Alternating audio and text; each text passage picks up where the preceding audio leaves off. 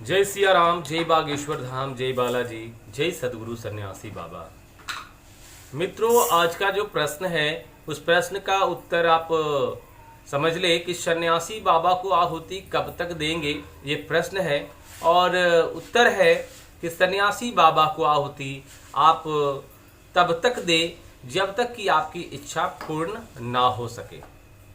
आपकी जब तक इच्छा पूर्ण ना हुआ हो, कहने का तात्पर्य है।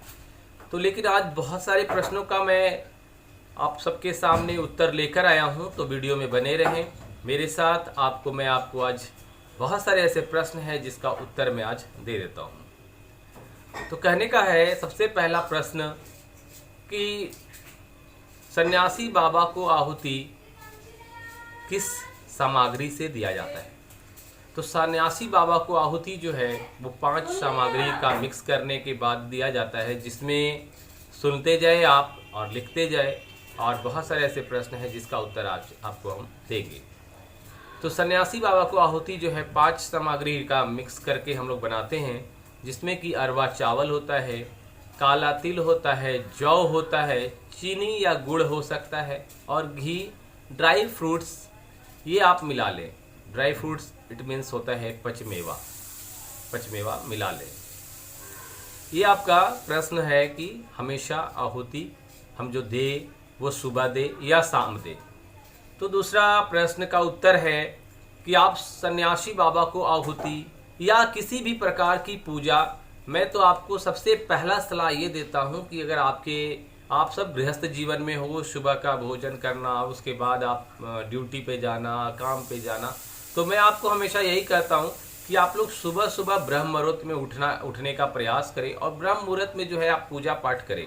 ब्रह्म मुहूर्त का पूजा जो पाठ होता है बहुत शांति प्रिय होता है, बहुत आराम से होता है।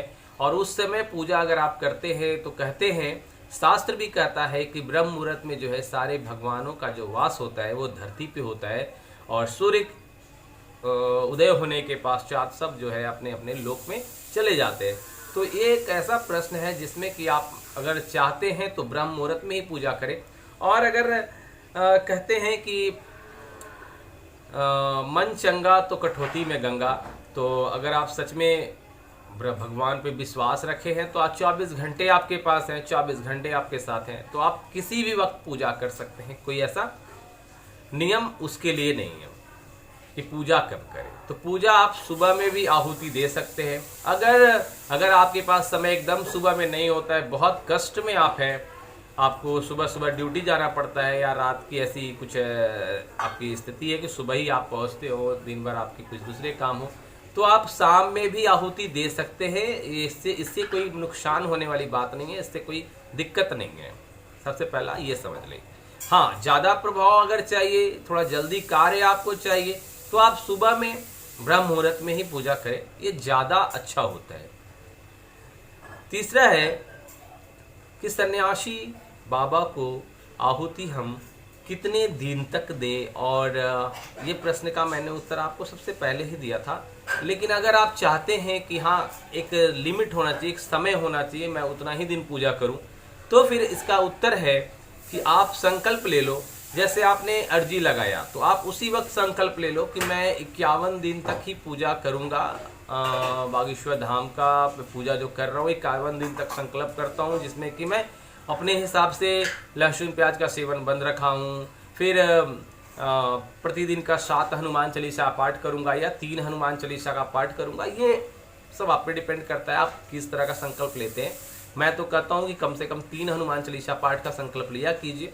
और आहुति देने का तो उसी वक्त आप बोल दें कि आहुति मैं जो है 51 दिन का प्रतिदिन आहुति सन्यासी बाबा के नाम पे दूंगा, 21 दिन आहुति मैं सन्यासी बाबा के नाम पे दूंगा। तो इससे क्या होगा कि आप उतना दिन दे करके फिर आगे छोड़ सकते हैं, कोई दिक्कत नहीं होने वाली है।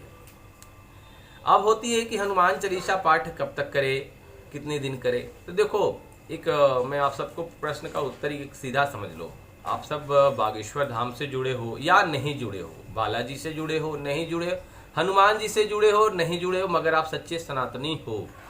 अब सच्चे सनातनी हो तो किसी ना किसी प्रभु से जुड़े होंगे, और जब किसी भी प्रभु से जुड़े हैं तो हनुमान चालीसा जो है वो संकट मोचन मंत्र है, संकट मोचन पाठ है।